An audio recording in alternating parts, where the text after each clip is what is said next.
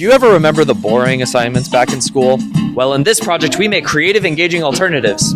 Today's assignment, create a fictional religion and present it. It should explain how the humans came to know about it, any rules, commandments, or tenets, any current practices, traditions, or rituals, how to worship, contradictions, or unanswered questions, and submit one paragraph summary of your religion along with a presentation. All right, let's see it. Let's get started with Ascendra. Hi class, my name is Max Duvenik, and this is the 23rd of July, 2025, and I'm going to be going over the religion in my world known as Ascendra. So, what is Ascendra? This basically takes all of the scattered alien-based conspiracy theories, secret societies, all of the common tropes, for anywhere from ancient aliens to all of the Freemasonry, all the way from the Vatican archive scripts to the Sumerian manuscripts, and overlaps them all into one synchronized, organized religion. A central theme is that, number one, the beings, or the architects as we're going to call them, the aliens are among us, and they are here. And they're watching us, and they're swiftly going to eventually take over the Earth, because let's be real, the Earth is very resourceful. I suppose that there's a reason why they have delayed their takeover. So this religion seeks to address that and properly prepare accordingly. Humans must be ready, but unfortunately, the central tenets is that we're not all worthy, but do have what it takes to sacrifice for the truth. So a lot of this isn't going to be going over the actual beliefs about the aliens themselves, because you'll see a little bit later on. But this originally was developed in the post-Enlightenment. Underlying philosophies sought to reinvent theism to be of a more naturalistic explanation, which means that humans are a little bit closer to being within arm's grasp of understanding what's taking place. That means that supernatural events are a little bit more explainable with common knowledge. So this kicked off with the 1848 Aurora, Texas extraterrestrial encounter. It was a bit of a light in the sky, but it was a lot more than just a bit of a lightning storm. There were real objects there. The entire town saw it, and these two guys, Joe and Thad Glint, began to decode the meaning of the event, and they would go on to become the founders of Ascendra. And this artifact was left behind. This is called the inviolable icosahedron. So whenever you shine light through one of the sides, one of this decryptic message will shine through like on a back wall. And then if you change the angle of it, it'll get a completely different message. So if you're familiar with the relativity universe, this is one of the 12 sacred objects. They don't know that. No way. They don't know that. Yeah, it all comes around. Whenever this is a combination of alphanumeric sequences from all Indo-European languages, anywhere from Hindi all the way up to English. And so this basically, upon decoding by the Glint brothers, lays out the takeover by the architects and the aliens among us. Now this object is completely indestructible, and so it can't be dated at all, and thus is said to be of a supernatural origin, or at least of technology way beyond the time, and thus of higher beings. It's said that whoever investigates this to try to decrypt it without the proper mental acuity will start to go crazy, and so that was the unfortunate fate of our favorite brothers here. However, the movement continued.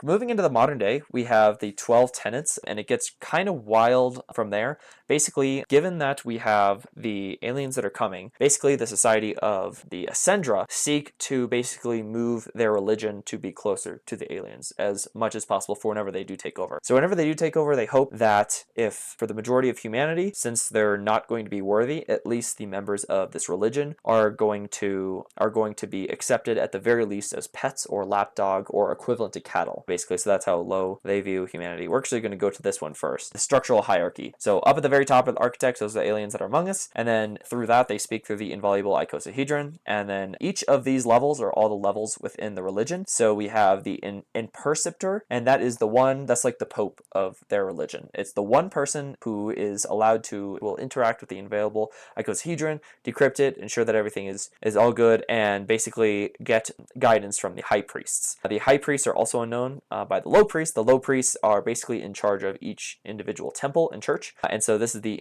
interceptor priesthood. So one thing that's interesting about this is that in the gray area, members of this group are only allowed to communicate with one layer above and below. So the high priests do not interact with the bishops or anybody below. They are in disguise as regular members of society, and nobody knows who they are. So the closest that you get are the bishops, who get to interact with the low priests, and the bishops are kind of the ones who navigate the church and talk to the rest of the congregation. So yeah, each level requires a higher level of obedience to the tenets and the pillars that we're going to go over in a minute. So like the veil of communication is there, and so everybody up here is pretty unknown. It's that kind of like secret society-esque. Down here, student ascendant those are like kids or people who are training to become a member of the society, and then ascendant is like meeting the basic requirement, and this is just like show off status. Bishop, senior ascendant, junior ascendant, and then past this you're like not even known because your humility is asked. This is where it gets a little interesting. It's all fun and games so far. The pillars, these are the things that you must affirm 100% no matter which temple or church that you belong to. And this is something that is posted everywhere in pretty much every human-based language. Number one, humans are inherently unworthy to rule. That is pretty much over the world. That is different from stewardship. That's a little bit further below. And the beings that are among us anticipate a swift takeover. Obviously, you believe that. And then we have the three pillars that we'll go over before. One must refine the mind to acute sharpness, and that's a big one that's emphasized. One must refine the body to maximum capacity, and as well as the soul to maximum capacity. So how exactly that breaks down, we'll go over in a second. Suppressing the beast is the instruction and orders to become as unanimalistic as possible. So that means that all tendencies for which would be animal instincts are strictly forbidden. And then openness to adaptation both physically and spiritually. And we'll go over that in a moment, but that's really because you have a lot of supernatural encounters and sightings that get developed over the years that influence our view of who the aliens are and what they want. So maybe they might come over a certain town in a certain way, in a new fashion, on a certain date and in a certain location, and that informs the scripts. Yeah, the Karen manuscripts is basically their Bible, and that does get amended and modified based on this adaptation. And the only things that don't change are actually these tenets, but whatever, I know, contradictory. Life is hierarchical. Rank is earned by merit, not by emotion or fairness. So there is a lot of performance-based, works-based accomplishments that's born out of this religion. That is basically your identity. That's how much you are approved, etc. And stewardship reflects the spiritual character, that which is not yours. So stewardship over if you have any property, if you have any children, if you are in charge of something, basically how you steward that is reflective of your character, and that's going to be looked at very high scrutiny. And so that's specifically pointing towards our stewardship of the earth. So they tend to be really big environmentalists as well. And advancement of humanity is the only possible path for survival. So we'll go over that in a second. And these are we had the lattice of refinement, and now we have the dozen downfalls. So number one, degeneracy is the fall of man, which is all the falling. Spiritual degradation, so no egoism, selfishness, straying from the tenets. No mental degradation, so obviously no passive entertainment, brain rot, or emotional insecurity. No outbursts of violence or rage or anything that shows weakness in that area. Physical degradation, so no laziness, weakness, or intentional harm. That means cigarettes, alcohol, anything like that, absolutely not allowed. Unfocused sexuality, same thing with the Catholic Church. You ought to only be with the intention of reproduction, and only if you can raise your kids within the order of Ascendra. Excess ownership according to one's class. So the higher you are in the class, the more that you are allowed to own, and that's regarding property and everything else. So basically, basic ascendants shouldn't really be owning property at all, or really not have any possessions, but then the highest priests are allowed to do that. I know, crazy, right? Overlines of things in this world, things die, so shall we. That's kind of tied in with step 6. Engaging in conflicts outside the preserving agenda of the architects. So that is basically saying you're going to be a pacifist, you're not going to fight on behalf of any nation unless the architects have said, unless there's an agenda that they tell you to go with. And then over association with non-members in the world, that means no dating, that means no close friendships. You're allowed to associate in like a professional sense, but nothing outside of that. And then disrespect of the hierarchy that I kind of already went here. So it's a pretty strict, closed off religion, and this is the overall logo. Going into this is the logo of the religion. It's a circle with a triangle. That has a couple of meanings. Number one, the triangle represents ascension because it's like a rocket, you're going up. It also represents the Trinity, which is you opening the third eye. And then these three pillars of the spiritual, the physical, and the mental acuity are highly, highly, highly stressed. So it's so much to the point to where people within the religion, pretty much what they spend all of their time doing is perfecting these three pillars. That is meditation, all physical increase in ability whatsoever, and mental acuity. So there's a strong culture of quick problem solving, as well as being as physically adept as possible, as well as being able to spiritually ascend. Usually that comes with meditation, but nothing really outside of that, but it's really come down to your discipline and your willpower to be able to stray from the society and into the order to ascend as high as possible. So rituals and traditions. So this is where we get interesting. So down on the ground level of the actual religion. There's festivals during the celestial times, which are places like other religious holidays. And this is a time when certain rules are lifted. They might allow some sweets or sugar or even dancing to music for your own benefit, that might be allowed a little bit, but that's kind of the most that they'll go. There's a trial week, which happens once a year, and so this puts members through rigorous testing to see how much they've either advanced or maintained their current ability, what their current level is. So this usually is involved with like the three categories that I talked about before. If you're someone, for instance, who is a former recovering addict, they will literally put like the substance in front of you as you do your tasks. They put you through pretty much a survival challenge of being able to go out and being able to physically survive on your own, pushing you to physical limits, problem solving within certain situations. Because remember, when the alien takeover happens, it's going to be an apocalypse. It's going to be chaos. You need to be able to navigate that and show them that you are good enough to be spared. That is what the goal of the religion says. And so it's always put on by the level above. So that means that the bishops will test the senior ascendants, the senior ascendants will test these guys, so on and so forth. And if you fail, you will likely, you'll drop to the level for which you performed at. But if you advance to the higher level, then you get to advance for that year. So that's tested every single year. This is the one chance to advance or degrade one level, and it's always one level at a time. You can only advance one level, but you can degrade all the way to the bottom, obviously. It's believed, so there isn't much known about the priesthoods because at that point it gets so abstract, secretive. They have star watchers to cover each region of the sky to watch for whenever the takeover might be happening, or monitoring anomalies all over the world for they could be emerging out of the ground or something. Attendance and adherence to guidelines is strictly monitored, and more liberal temples away from Aurora is known for letting these rules slip. So it's the strictest in Aurora, Texas. That's where it's centralized. That's your Salt Lake City of Ascendra. If I spoke on this already, but there is, so the gathering that's your like church or temple worship or whatever is on average once a week, but it's intentionally randomized to keep members on the ready and on close by, and that is usually where there are more minor tests as well. If you're on vacation, you are allowed to not skip but attend another temple so long as it is approved, but you have to be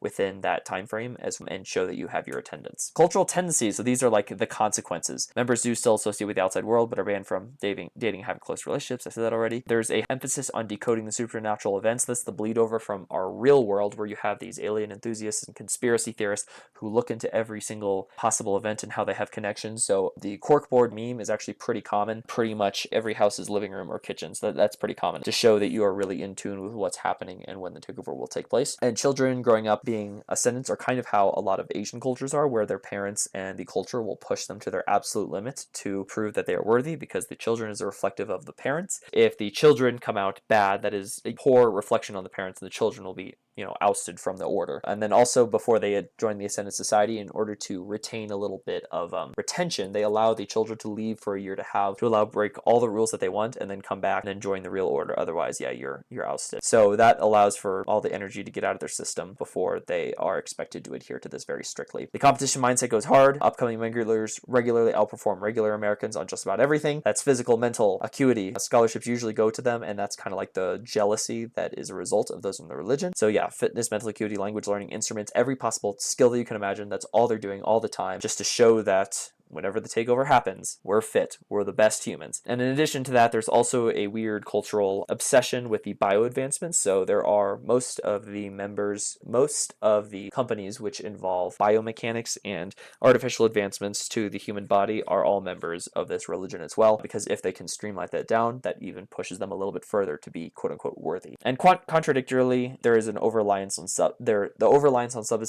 substances or things like that are heavily scrutinized, even though if you're putting a robotic advancement in your arm, that is kind of relying on that, but who cares. So criticism and contradictions. As you may suspect, the amount of pressure that is on the people who are in this, not cult, religion, it's a religion, guys, is extremely high. Members are often burned out and have a high exodus rate, especially amongst the younger population. From the outside, it's seen as a clear way of control due to the lack of transparency, especially in the higher orders of the priesthood. And then there's a level of paranoia whenever it comes to people putting up their corkboards and connecting everything of when the takeover is happening. It's like, well, better get rid of everything now. And then there's also a heavily cultural disdain for those who are seen as lesser. So anybody who is disabled or has some kind of like immutable disease, they don't want to have that on their image. So they'll often kind of push them away or even abort the kids who know are going to come up to that. And then even though egoism is something that's highly scrutinized, let's be real with this cultural thing, there is a level of egoism that sort of comes in whenever you associate with those outside of the religion. There's physical risks with the amount of pressure that they're pushing their bodies and mental abilities, and there's some cognitive dissonance with regard to the fact that it says to be open to everything that's changing regarding the world, but also you can't question this order. I didn't had the the summary on another slide. Maybe it's a random. But are there any questions? I have 3. Oh boy. Let me start. Okay. All I right. also have one. Okay, so go to your pillar slide. Yeah. Wait, Either one. Yeah. Okay, so where are the 11th and 12th tenants? True. I was wondering that too. I noticed that on both of those, there's only 10. They're known only in the priesthood. Oh, okay. Oh, okay, okay, there you go, A likely story. Like That was a quick, yeah, that yeah, was there you nice. go, there you go. Quick Sure, thinking sure, on my part. My second question. Go back to the priesthood hierarchy slide, please. Yes. Okay, so you said that you can degrade levels many, many times. Yes. So what if a high priest fails and gets degraded to a low priest, and then they fail again and they're down to like a bishop status, or even lower? Well, then, What happens to those people? Surely they don't just Probably let like them get killed, I would imagine. No, living. they'll go down to a bishop level. It'll be just generally known that they used to be a high priest, but you don't know exactly where, and they are definitely not allowed to disclose any information. It's the same like whenever you get out of the military and you still have a security clearance, right? Sure. I mean, if you respect the order and you're going to another level, then you're still going to respect that level of security. Yeah, but they just lost 2 levels. Like, I don't know. I just feel like there's a little bit of a potential, like in those upper levels, it's supposed to be just a one to one. I mean, I can explain how it works in the real world. It's not any different, but How do we? I see what you're saying. I see what you're saying. that would be a security risk if they were ousted completely and they have nothing to lose. But since they're still in the order, if they're still a bishop, they're still going to try to reach. They're still going to try to ascend again. Well, what if they drop like crazy? Like it was just a bad week for them. They got sick. They couldn't do training week well, and so they dropped down. They're like, "What the hell, man? I shouldn't be an ascendant." Why'd you get sick? You knew test week was coming up. Dude, it was COVID. I don't know what to tell you. COVID got him. This happens. You need to have the acuity to be able to handle things even if you do have sick. What's the and also you need to have the physical acuity to not be sick. well, fair. It's suggested in there, but part B to this question now, because I didn't expect it would go in this direction. What is everybody's view on vaccines? that is mixed. It's actually a mixed one. The same thing with veganism. It is mixed because the people that are in favor of it say that we are advancing humans to be able to resist the forces of the world. However, there is another half of it that say that we need to rely on your own bodies or immune systems. So it's one of those like secondary, tertiary issues, depending on the specific church. The official high church teaching, in order to keep the order intact, does not comment on it. Sure. It's really like the clear-cut cases that they're like, absolutely not. The ones that's easy to control people over, right? Last question. On one of the slides, you mentioned that this religion has kind of spread throughout the entirety of the U.S. Yeah. Has it spread beyond the U.S. at all? Is this a world? No, not thing? really. You did mention there It's was like- one thing where it said that it was in all languages. Would they have the tenets written in Hindu? No, they would have existences of everything in Hindi for those who want to come over and join. But it mostly has a cultural impact in the U.S. Like, it exists elsewhere. Like, okay, there's a church in Canada. To be fair, they also do value learning new things, and so Yes. being like a polyglot would be Yes. extremely Yes, valued. that would be extremely So they would want It's to a encourage that. very good point. Max, I'm helping you. Questions. That's all my questions. You guys can... I have a question, Max. Yes. So you said at the end there, one of the plays that people have about this place, because of the intense expectations and drive to be chosen, there is an egoism aspect that ends up popping up, even though egoism is something they admonish. Yes. How does that manifest? How is that balanced? Do higher members, is that something that they say is valued, but in actuality it isn't? Or is that something that ends up like biting a lot of people in the ass because they let that get the better of them? So the higher you are ranked, right? Obviously, the more you have this under control. But it's usually like the lower ranked ascendants right here. Like, let's just say like a student ascendant, junior ascendant, who are more susceptible to that, especially because those are the ones who are associating with the outside world. And if you believe that you're going to be quote unquote chosen or spared by the aliens, there's a higher tendency, especially when associating with non-members, that there's going to have that almost posturing. It's not explicitly stated, but there's an attitude towards it. That's kind of like here come the ascendants. Like, of course, they're going to be all cocky as the way they walk, like that kind of thing. Okay. It's kind of Do they run into issues? Because you would think that the ones who have the highest egoism are the ones that are the most driven because they are self motivated. Egotistical. is what I I'm also saying. might be using it incorrectly. I'm saying there. egotistical whenever I say egoism. Yeah. I'm content. Yes. So that means they are all vegan, right? That is not stated because there is a level of. Austin, stop playing Minecraft. Max already answered that question. No, I'm not in Minecraft. I swear. This is the same thing with the vaccines because there is a sect that says that we ought to respect the dominion of the animals that exist, but also since they are trying to be like the aliens as much as possible, and they know that aliens are going to take over the earth, they also agree that any beings that they see as quote unquote below them, they would have permission to have dominion over. That is their justification, many of their justification for eating animal products. So hold on. So isn't there a contradiction there of where on one side they want to dominate everything, but on the other side they're trying to be stewards of the earth and take care of everything? So half of their mission is compassionate. The other objective is anti-compassionate. This is one issue. This is the church doesn't have a position on it because they know that it's going to be contradictory.